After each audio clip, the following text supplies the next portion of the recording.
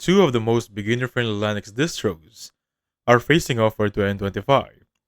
We have Zorin OS and Linux Mint. While both are perfect for users who are switching from Windows, but they take very different approaches to design, speed, and performance.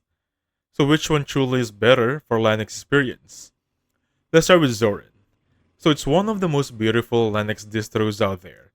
Clean, modern, and designed to look familiar to Windows and Mac OS users.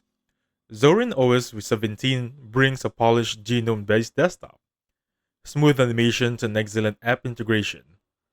It's built for those who want a premium-looking system that just works. I mean, no setup hassles. Now we have Linux Mint, a longtime favorite. So Mint runs in the Cinnamon desktop, known for its stability, speed, and lightweight performance. It might not look as flashy as Zorin, yeah, that's a given, but it's incredibly reliable, efficient, and ideal for older PCs or anyone who values simplicity. So which one's better? Well, if you want modern, elegant, and ready-to-go system, Zorin is your guy. But if you for speed, simplicity, and long-term reliability, I'm gonna go for Linux Mint.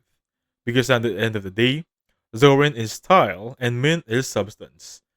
So which one are you running? Are you running Zorin or Linux Mint?